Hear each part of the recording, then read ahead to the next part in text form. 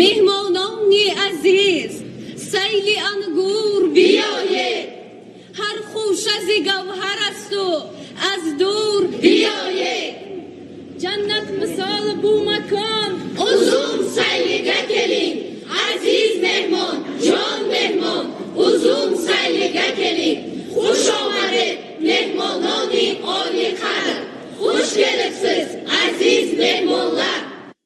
روز 27 سپتامبر سال جاری اساسگذار صلح و وحدت ملی پیشوای ملت پرزیدنت جمهوری تاجیکستان محترم امامعلی رحمان با پرزیدنت جمهوری ازبکستان محترم شوکت میرزیویف در شهر ترسونزاده با فعالیت خواجگی دهخانی باغ سمون از نزدیک آشنایی پیدا نمودند. سران این دو دولت از وضع فعلی انگور باغ خواجگی که در مجموع 500 هکتار را تشکیل می‌دهد دیدن نموده با کارمندان آن از نزدیک صحبت کردند. طور معلوم گشت این زمان اهل زمانت خواجگی مذکور به جمع‌آوری حاصل مشغول بوده. به اطلاع مسئولین تا این دم ملکه 3000 تن انگور خوش‌صفت جمع‌آوری و به بازارهای داخل و خارج انتقال داده شده است. ابراز گردید که باغ سمون یکی از کلانترین خواجگی‌های انگورپرور مملکت به شمار رفته. کارمندان آن تجربه بوی نگاه‌وبینی تاک و پرورش انگور را صاحبند. از اینجاست که سال 2017 خواجگی دهخانی باغ سمون بیش از 5000 تن محصول جمع‌آوری نموده. همین طور در تامین بازار داخلی مملکت با انگور خوش‌صفت و بالا برداشتن اقتدار صادراتی کشور سهم گذاشت. به مهمانان عالی قدر اطلاع دادند که این زمان در زمین‌های خواجگی 7 نمودی انگور از جمله حسینی سیاه و سفید، غلبه شاهانه، پیشپزک، کشمش سیاه و سفید پرورش کرده می شود که طبق نشان دهنده ها امسال نسبت به سالهای قبل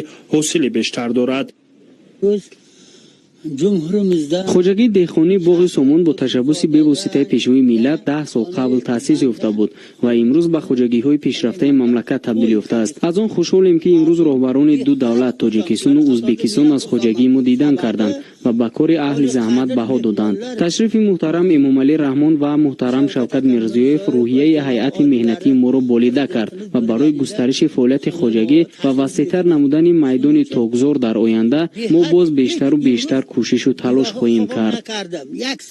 طور معلوم گشت خواجگی دهخانی باغ سمون برابر پرورش وسیع نو و نمودهای گوناگون انگور اینچنین با پرورش چاروای کلان و میده نیز مشغول است. باید تذکر داد که خواجگی دهخانی باغ سمون با تشبث به واسطه اساسگذار صلح و وحدت ملی پیشوای ملت پرزیدنت جمهوری تاجیکستان محترم امامعلی رحمان سال 2008 تشکیل یافته. این زمان 1102 نفر سهامدار دارد. برای پرورش و نگاهبینی انگور خواجگی دارای تجربه بویکاری و شرایط مساعد بوده. همساله تا 500 تن محصولات در سردخانه‌های آن نگاه داشته می شود.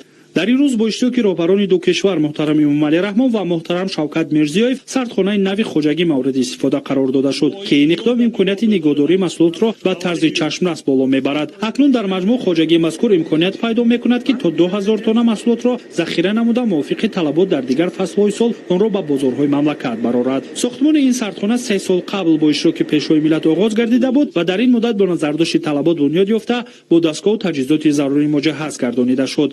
چند سال شد که حاصل فراوان شده است، نقض وای کرده، درآمد گرفته استادیم. ما در خواجگی 1102 نفر سهامدار خط کار کرده استادیم. همشون از حساب همون با انگور پروری روزگارشان آباد زندگیشان پیش برده است. زیاد از 4000 چاروا داریم. یک تگ سطح چاروای کلون هم داریم و یاره امسال وای کرده گوشت و همون خود ما را تامین کرده استادیم. در این انشاءات پرزیدنت جمهوری تاجیکستان محترم امامعلی رحمان و پرزیدنت جمهوری ازبکستان محترم شوکت میرزیویف از نمایش محصولات کشاورزی و دیگر نامگوی محصولات غذایی که اصلا از انگور آماده میشوند دیدن نمودند. همچنین اهل زحمت نوهای گوناگون انگور را که در شهر ترسونزاده پرورش می‌یابد به نمایش گذاشتند. با سران دولت‌ها اطلاع داده شد که اکثر این نوع محصولات صادراتی بوده در برابر بازارهای داخلی همساله به جمهوری‌های قزاقستان و قرقیزستان و فدراسیون روسیه صادر می‌شود. در اینجا به خواجگی دهخانی باغ سمون از نام پرزیدنت جمهوری ازبکستان محترم شوکت میرزیویف یک автомاشین سبکروی زمانوی هدیه کرده شد. پرزیدنت جمهوری تاجیکستان محترم امامعلی رحمان و پرزیدنت جمهوری ازبکستان محترم شوکت میرزیویف ضمن صحبت و بازدید به کار خواجگی مذکور بهای بلند داده برای گسترش فعالیت منبعد به راه ماندن همکاری‌های نو بخصوص با خواجگی جمهوری همسایه ازبکستان دستور و مصلحت‌های مفید دادند. امروز اساسگذار صلح و وحدت ملی پیشوای ملت پرزیدنت جمهوری تاجیکستان محترم امامعلی رحمان و پرزیدنت جمهوری ازبکستان شوکت میرزیویف همچنین در جماعت دهات جور رحمانوی شهر ترسونزاده از فعالیت تاکپروران نامدار و سابقه‌دار خواجگی‌های دهقانی وطن و حاجی نعمت دیدن نمودند. گزارش خبرنگاران ما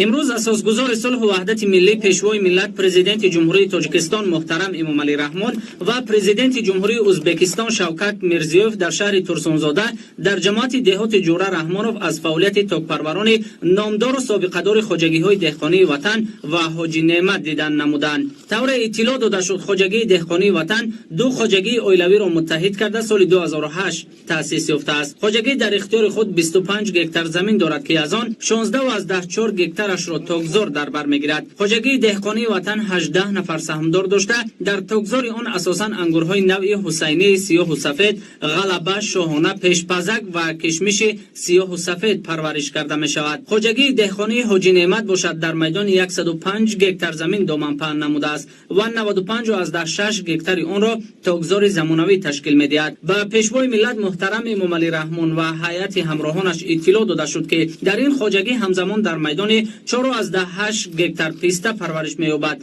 و اهل زحمت آن در رویاندن غله‌دانگی ها نیز تجربه غنی دارند. تاکید گردید که قبلا در زمین‌های این خواجگی کشتی گندم به راه مانده میشد که از سبب نارسایی آب اهل زحمت حاصل دلخواه گرفتن نمیتوانست. زحمتکشان خواجگی دهقانی حاجی نعمت سال 2015 در زمینه دستور و هدایت‌های راهنمونساز پیشوای ملت محترم امامعلی رحمان در سمت استفاده پرثمر زمین از قلمچه‌های در نهالخانه نزد خواجگی پرورش کرده انگورهای نوعی حسینی، غلبه، شاهانه، پیشپزک، کشمش سیاه و سفید را شنانیدند و امروزها از این حساب حاصل زیاد به دست می‌آورند. در تاکزار این خواجگی همچنین به طور تجربوی نوهای چلیکی و کاردینال که از جمهوری مردمی چین آورده شده است پرورش می‌یابند. طور اطلاع داده شد بعد به گردش کشاورزی وارد شدن زمین‌های تشنه‌لب این موضع امکان دست داده است که 100 نفر ساکنان دهه سامانیان جماعت جوره رحمانوف با جای کار موسمی و معاش خوب تامین گردند.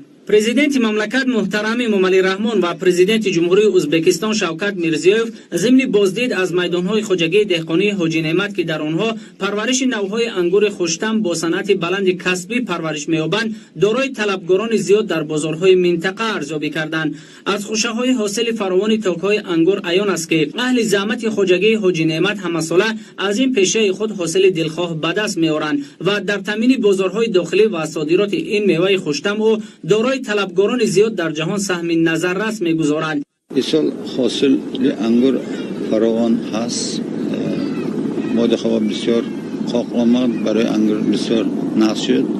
حاصل من صفتش بلند قادر هستن بازارهای داخلی را تامین کرده زیادش و صادرات مملکت‌های روسیه، قزاقستان، قرغیزستان، این طرفش افغانستان، پاکستان، پاکستان و خریدارا خودشون آماده همه جا خریداری میکنن.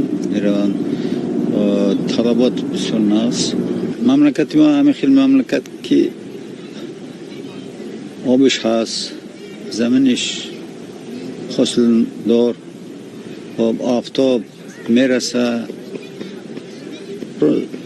فقط همون خواهش در کارکی همه مردم هم در زمین کار کنه، اما آیلش یک زندگیش پیش بره. سرور مملکت همان بسیار بسیار اهمیت میتین، پرسیده میستن کاری ما را. خیلی اکو حاصل فراوان گرفتن پس از پیدا میشد درآمد. از درآمد مثلا این سال زیاده از 2 کیلومتر راه ما پاش کردیم، اسفالت کردیم، چند جا را تازه کردیم، حافظا با ساختمان کوپری واکسته گذاری کردیم. حافظا شرایط بودن پس کار کردن در کار. تاجیکستان را با مهنت های حلال خودمان با انگورهای میوه های تازه جهان به معرفی کرد. نوبت آمده است با کار کرده همه میوه و انگور و هاکازا. وقت حاضرنگی وقت همون طلب میکنه. مقصد همه حاصل نیست نابود نشوه و در وقتش یک طرف خلدینlik کنیم، یک طرف اگر ما کنیم مویز شیرینی هاکازا این حاصل البته نابود نمیشه، همه فایدهش میاره. اطلاع داده شد که سال 2017 اهل زحمت این خواجگی بیش از 540 تن محصولات به بازارهای داخلی و به کشورهای قرقیزستان و قزاقستان و فدراسیون روسیه صادرات کردند و سال جاری بیش از 500 تن محصولات خوشصفت استحصال نمودند. همزمان در نظر است که باز 230 تن نوهای گوناگون انگور را جمع‌آوری و پیشنهاد بازارهای داخلی و بیرونی نمایند. ضمن بازدید پیشوای ملت محترم امامعلی رحمان و پرزیدنت جمهوری ازبکستان شوکت میرزیوف از سردخانه خواجگی با تجربه اهل زحمت خواجگی مذکور در این سمت بهای بلند داده شد. طوری به پیشوای ملت اطلاع دادن با مقصد ذخیره محصولات از جانب سهامداران در نزد خواجگی سردخانه با گنجایش 500 تن بنیاد گردیده است. سردخانه که دارای 12 نقطه نگهداری محصولات می باشد، تجهیزاتش از جمهوری مردمی چین با خرج 2 میلیون سومانی وارد گردیده است و برای با صفت نگاه داشتن محصولات بسا موافق می باشد. خواجگی در برابر انگور پروری به ساحه نهال پروری و چاره‌داری نیز دقت جدی داده. در نهال خانه نزد خواجگی 20 نامگوی نهال های آرایشی و میوه دهنده پرورش می گردد که برای سرسبز کردن کوچه خیابان های شهر اینچنین به قسم های نظامی مملکت همساله 35,000 دانه نهال رایگان تقسیم کرده می شود. پرزیدنت جمهوری تاجیکستان محترم امامعلی رحمان و پرزیدنت جمهوری ازبکستان شوکت میرزیوف تشبث رهبریت خواجگی حاجی نعمت را نمونه عبرت برای دیگران ارزیابی نمودند و این اقدام را در تامین دسترخوان مردمان نه تنها منطقه بلکه کشورهای دور نیز با مسائل نیاز اولیه مهم معنی داد کردند. در خواجگی دهخانه حاجی نعمت همچنین 841 سرچارهای خرد پرورش کرده می شود و زمین‌های چراگاه زمستانه و تابستانه آن 2282 گکتار را در بر میگیرد. پس از بازدید و شناسایی با فعالیت خواجگی از جانب پرزیدنت جمهوری ازبکستان شوکت میرزیوف به راهبر آن اتومبیل سبکرو تحفه گردید.